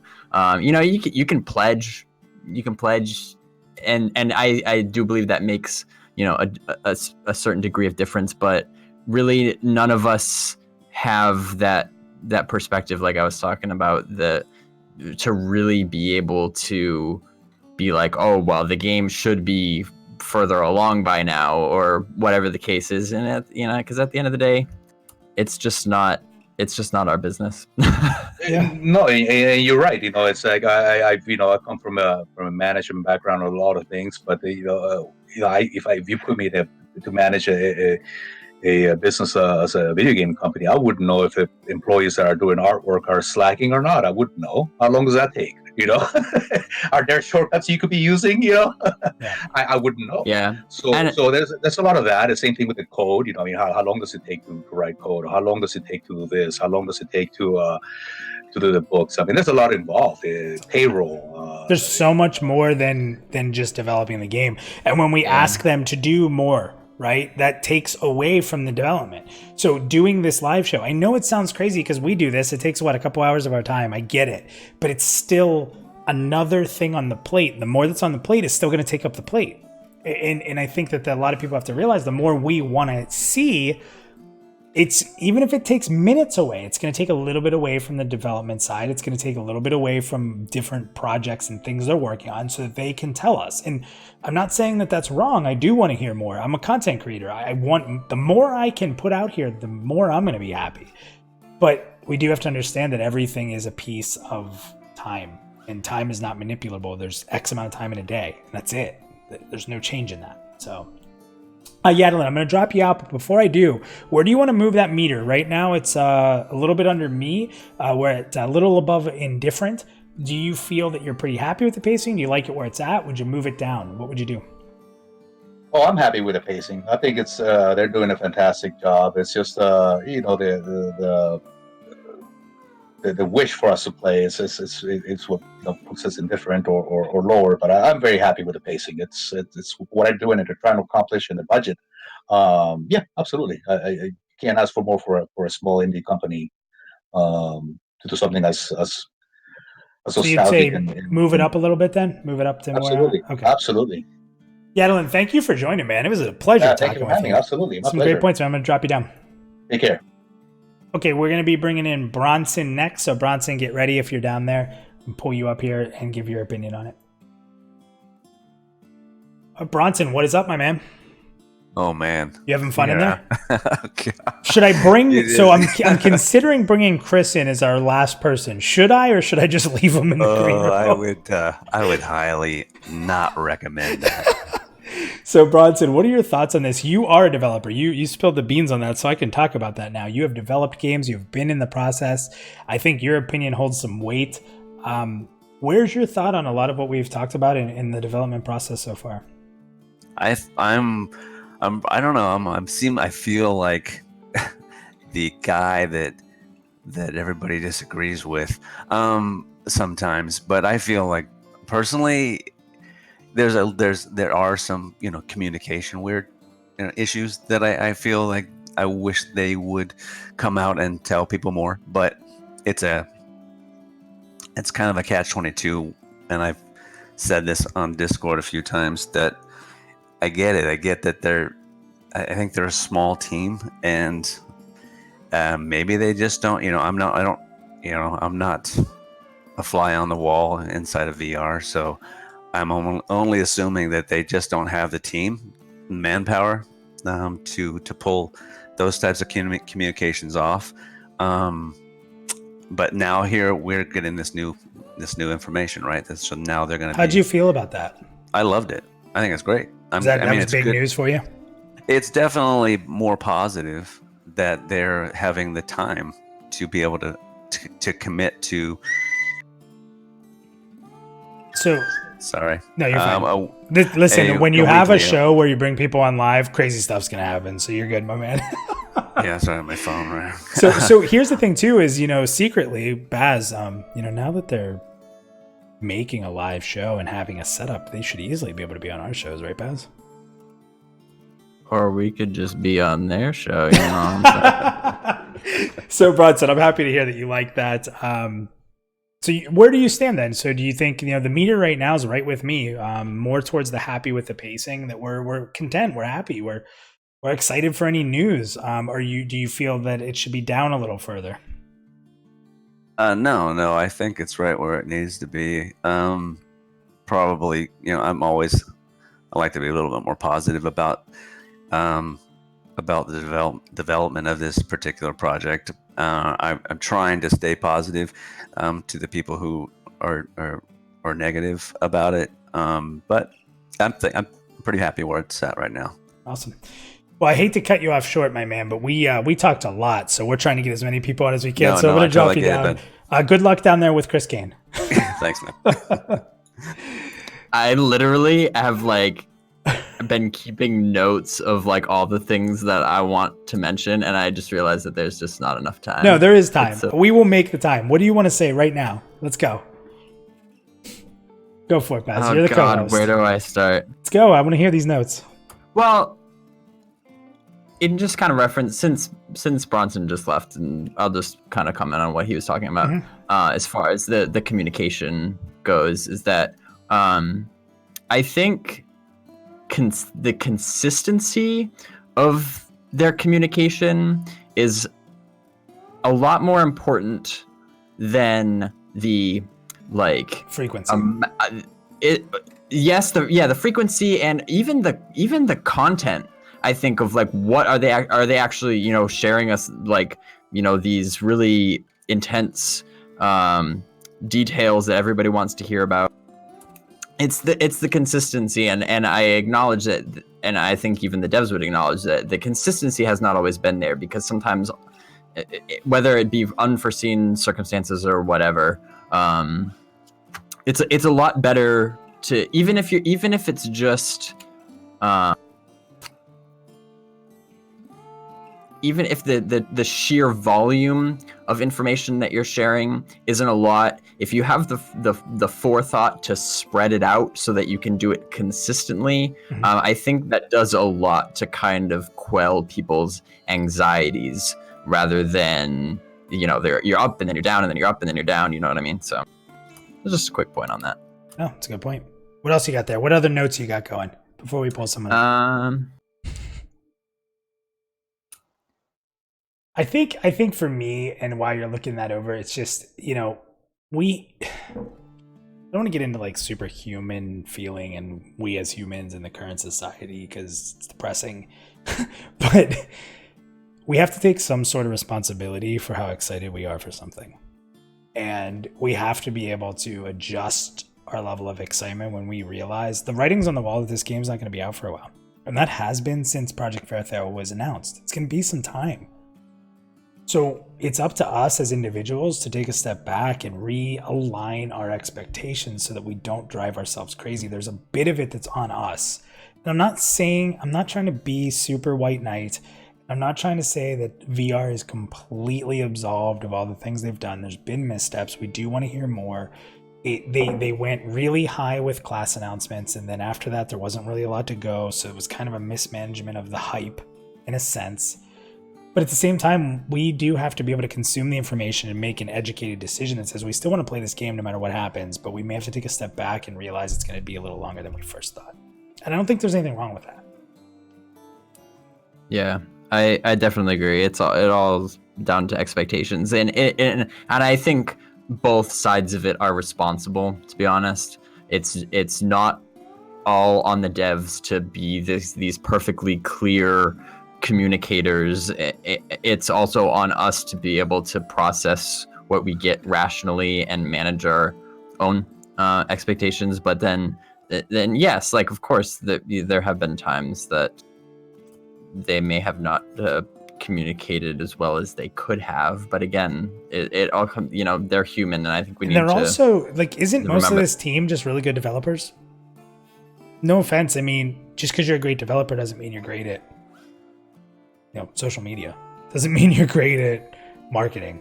Like, this is a team of great developers. We just want them to develop. Am I wrong in saying that?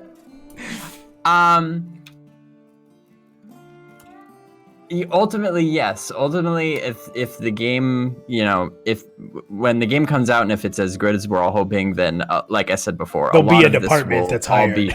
It will all be forgotten. Yeah, and I mean, like of course those departments do exist. Like they may be small. Mm-hmm. They may be small now, and they're spread out around the world too, which I think makes the interdepartmental communication a little bit different. Or like, sometimes it will be, weird where they might announce something on one, on one platform, but it doesn't get announced on another platform for hours later or whatever, because, maybe because Kilson's in Australia and whatever. Like, yeah. Okay, Baz, you have enough time to do 3 more people, right? We can bring 3 more people. I can go all night. Oh, you watch yourself, sir. You got enough wine over there? All right, let's get some more people in here. This would be one of the first nights we're not able to get to everybody in the green room. I will apologize for that now, but we're going to try to get through some of you right now. So I'm going to go ahead and bring in Zoltar. So Zoltar, you're coming in. Zoltar does Terminal Chat. Pretty cool little podcast they do from time to time. We're bringing him in now. What is up, Zoltar? How are you? Hey guys, I'm doing pretty well. It's actually my birthday. Well, happy birthday, buddy. I'm happy we got you in. Happy birthday. Thank you. So first, almost. So I don't have a ton of time. I do apologize. So what are your thoughts on the development cycle so far? Some of the stuff we've talked about. What's most important to you, and what would you do with that meter? Well, if I put on my unreasonable fanboy hat, and I think to myself, am I happy with the pacing where we still have never seen anything of the summoner? There's all these that's a good point. where we haven't seen the new character models. They've been saying they were done, months ago, and I can go down the list, pick all these things out, say, I'm angry about this. But, on the other hand, if you look at all the videos going back to when they first started out, and you see the progress that they made, I think they've done a good job until they went dark. So I think the question is how much of the benefit of the doubt are you willing to give VR for what they're doing with Project Fairthal? And I think that what they showed us in 2018, I think they earned a good bit of goodwill. And so we should give them the benefit of the doubt, but they need to produce, before too long. And they've said that that they'll be showing off soon. I know somebody earlier was saying that they need to come out. They would like to hear some dates. That it's almost to the end of 2019, and it'd be nice if they came out and said, we'll see it in a few months, or this or that. I think they are shying away from giving dates. They've pretty much drawn a line in the sand, say we're not going to give out dates. But they've been hinting, we're going to show you stuff soon. So the proof will be in the pudding. And, honestly, with how close to the vest they've been keeping things, it's just really impossible to say how pleased you are with the pacing, because there's no pacing to judge, right? We just haven't seen that much. So Yeah. in the chat, they just said, hold up, maybe their announcement of going bi-weekly updates means Fairthel's close. I mean, listen, this is a total 100% guess, but doubling their communication would mean something's up, right? You again, that's what we're talking about. You would hope so. Yeah, again, like total maybe opinion. It will, maybe. Yeah. I'm not Oh, yeah. speaking for Pantheon. I'm not speaking for VR, but in my heart, the fan says, I think you make a good point though about how it is hard to judge the pace of development because we can.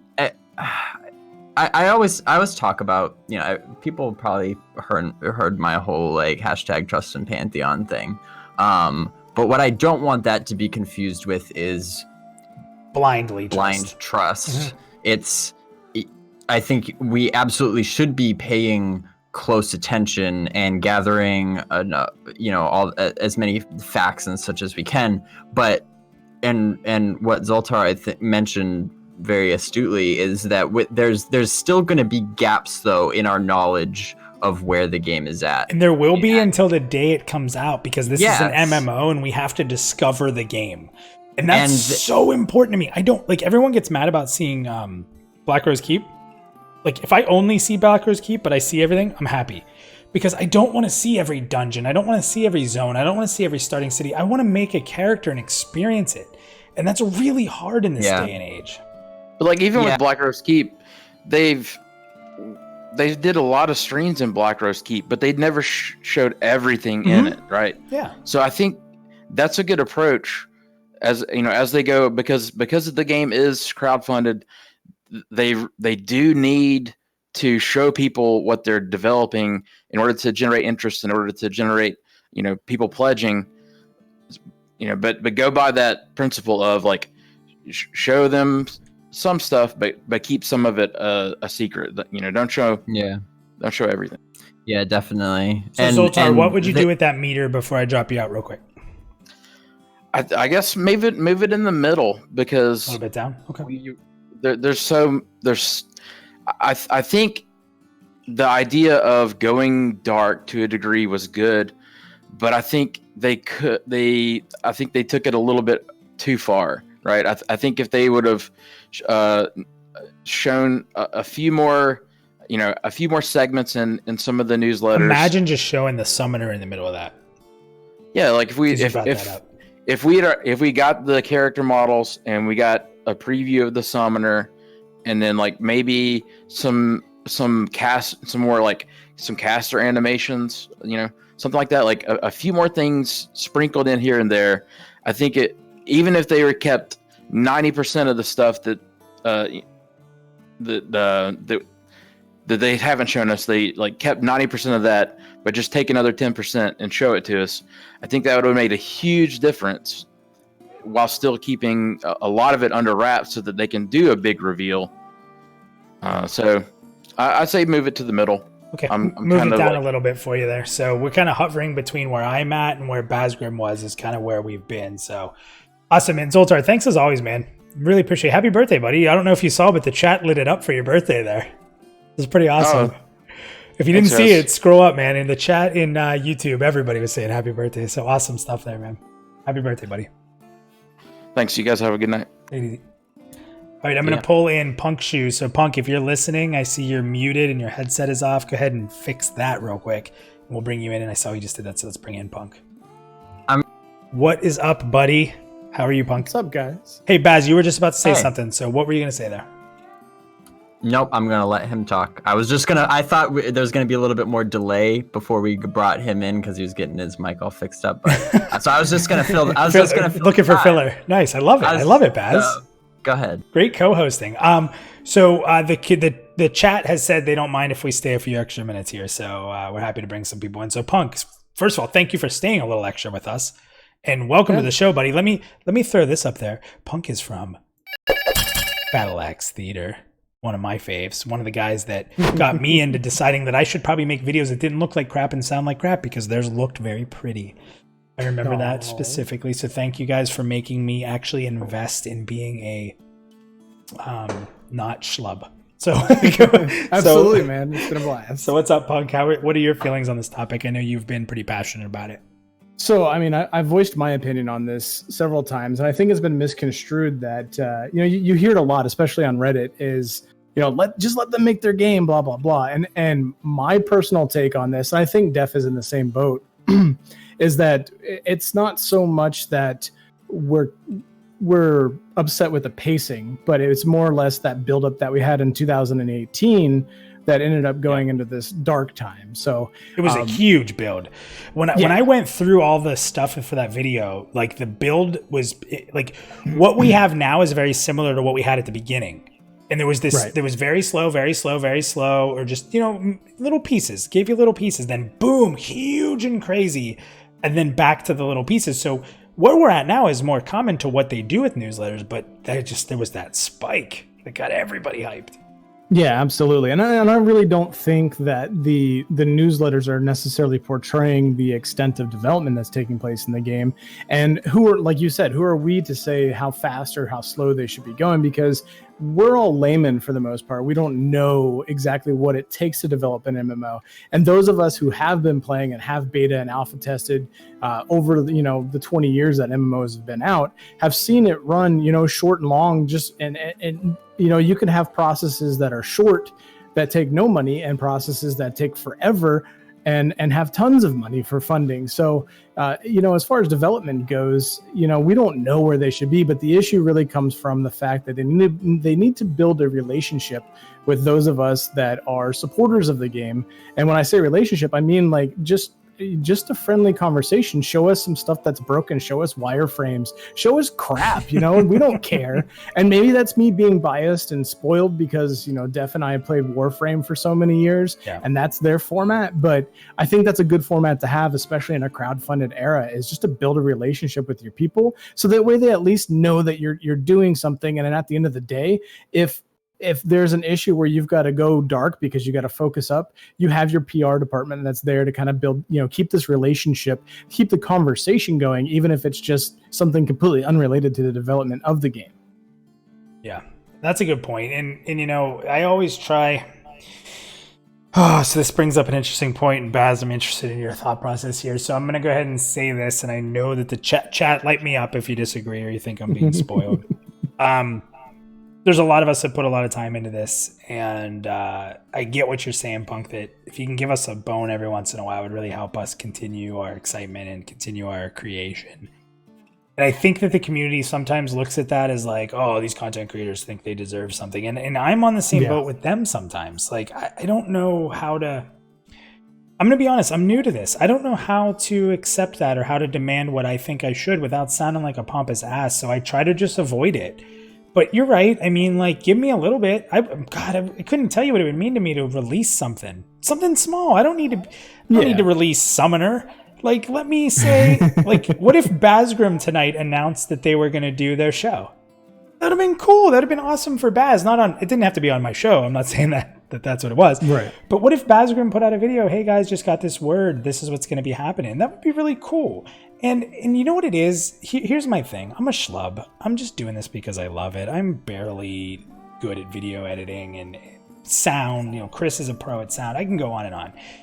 But at the same time, like, I'm fighting to be in my own credible, right? Like, and Bazgrim, you're credible. You've been doing this forever. Without you, I wouldn't be here. But I'm fighting to be credible. Just because I put out 80-something, 100 videos and I'm getting subscribers and I'm making a show, it doesn't mean I'm credible. To be able to say, hey, guys, VR entrusted me in letting this out. Guys, here's some big news. It's a double-edged sword. I understand for someone like VR that they have to be careful on who they trust because it can go sideways quick, right? And I understand that. So it's a double-edged sword, but yeah, I agree with you, Punk. I'd like us to be able, the people that really believe in this game and try to hype it out and sacrifice a lot of time to be able to just say, hey, here's something new they fed to us. This is really cool, guys. A big announcement.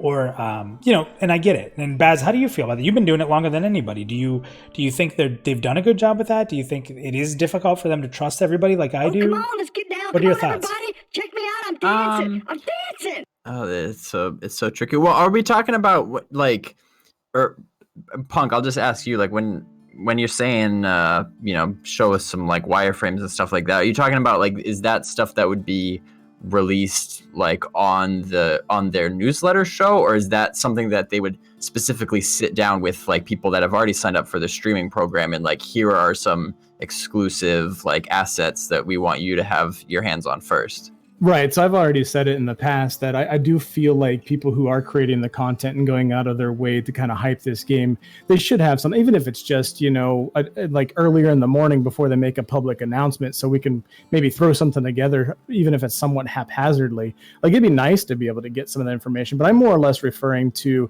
this bi-weekly format. I feel like they've got departments that are designed to, regardless of being in different parts of the world, their goal is to communicate with the general public, and they need to build that relationship with people. So it's less, they need to find a way to get all of that to mesh.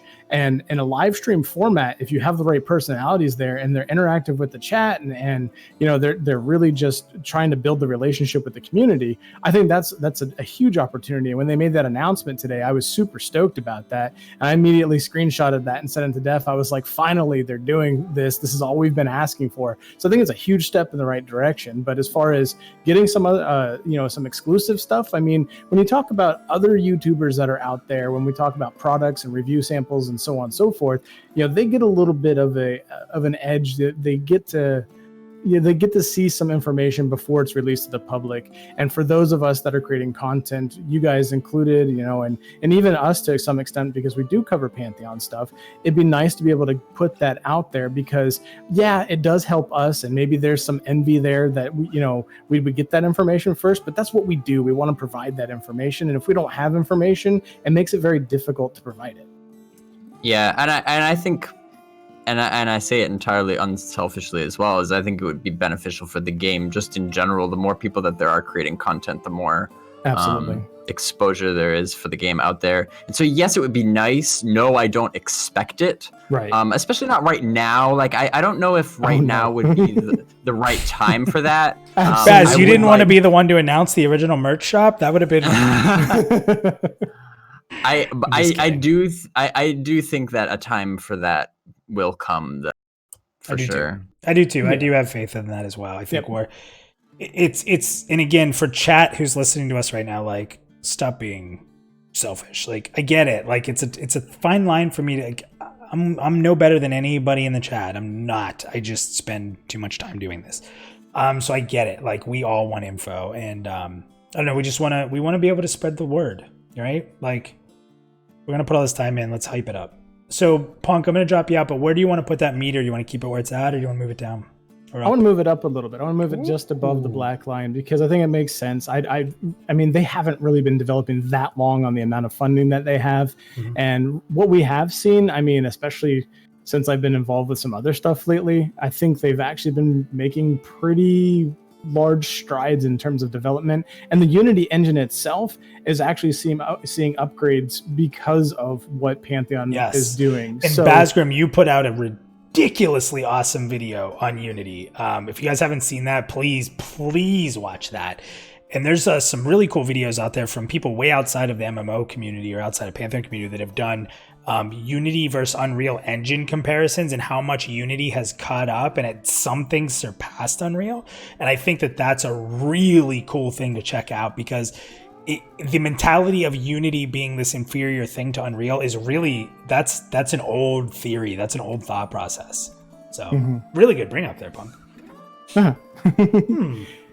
And on that topic, I mean, I don't mean to plug us, but I just want to throw it out there. We are in conversation with some people over in the Saga of Leucemia, one of the developers there, who's also done some development for another large MMO based on the Unity engine, is going to be on Bat Live at some point. We don't know when, but we're going to have them on, and we'll make sure to announce that to everybody so you guys can catch that. Yeah, please do, man. Of course, we'll share it out. You guys are our bros for sure. So, Punk, take it easy, man. Thank you for jumping in. Good topic there. Thanks, guys. Well, Baz, we are 15 minutes past our overtime. This has been a pretty live show. The chat has been on fire. I do want to thank everyone from VR who stopped in and had some chat. And Joppa, thanks for clarifying that point for Bazgram. That was awesome. Baz, anything that you want to say before we sort of wrap this up? Yeah, I will try to summarize my notes and my thoughts into an analogy because I like analogies. I've been thinking about this like the whole show. I've been trying to craft this, and I think hopefully this comes across as I intended, and hopefully this just kind of summarizes. And this is actually, and I will make this personal as well since we're at the end of the show. But here's my analogy. And you were even talking about how earlier how you started dating again. So we'll call this the girlfriend analogy. So let's say that EverQuest Next is your ex-girlfriend. We were a lot of us fill in the blank with whatever MMO you used to be so enthralled with, or something that got your hopes up, and then that dream fell apart. At that point, it's very easy to it's very difficult to trust again after that, whether they cheated on you or whatever the case may be. It's hard to bounce back from that, and then you get into another relationship. Now, Pantheon, let's all just say we're in this weird romantic relationship with Pantheon, and it's hard to trust it so that when everything's going great and they stop, you don't hear back from them for several hours or whatever, you're getting you're texting with them, blah blah blah, things are great, and then they just go like silent for hours, and you're like, what's going on? You might start. Good. I thought it was good. Yeah, did I say something? Right? You might, and it's really easy to start to get anxious, and that's what I was talking about earlier. Where it's like the key to all this is how you, in your own mind, fill in those gaps, or those gaps in your knowledge. So, and our confidence has been hurt, right? Yeah, and it's so easy to fill in those gaps negatively based on your prior experience with past relationships or past MMOs. So, but regardless of that, you got to remember this is a different game. This is a new girlfriend. She shouldn't pay for the sins of your exes. It's completely irrelevant. And so you have to remember, like it could be totally fine. Like, it's going to be okay. So then you wait, and a couple hours later, they're like, either text you back and they're like, oh yeah, I was just taking a nap, or oh, I was just at work, or whatever the case would be. And like, oh, it's okay. It was silly to get all anxious over nothing, because again, you don't know what's going on behind the scenes. You don't know what's going on the other side of things. And so it's very important to just remember that. Hopefully that makes sense. So I'm gonna finalize what you're saying there with something I've been wanting to say for a long time. Everybody who is super pessimistic, who wants to doubt Pantheon, who wants to call it vaporware, who jumps in Reddit, who tries to just ruin people's fun, brings up a particular game, and that is Star Citizen. I want to say this for the record. Star Citizen is not the standard to base every crowdfunded game on just because they made a lot of money. The comparison of using Star Citizen for every single MMO that ever comes out from now on, it is the outlying factor. When you look at statistics, my name's Minus, right? When you look at statistics, you take out the crazy over the top numbers and the crazy bottom numbers. This is a crazy bottom number. This is a removed statistic when you're looking at the average of the whole. Star Citizen is the worst thing to use and say as an example for any MMO, not Pantheon, any MMO, when talking about how much money they've raised and how long it's taken to develop and blah, blah, blah, blah, blah. I urge you guys against using Star Citizen as a comparison to any MMO you ever look forward to, because it's such an outlier.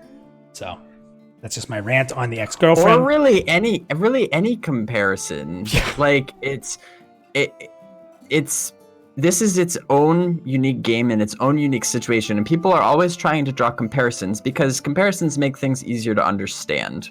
And and that's human nature. People are trying to boil things down to some more easy to grasp concept. But the problem is that the more you do that, the less accurate your view of that thing gets. And so then that's why for the past 3.5 years or however I've been following Pantheon, I have to consciously remind myself. It becomes more second nature as time goes on. I have to constantly remind myself to just assess the game as I see it and not let any other past experiences in games or anything else to affect my view of it.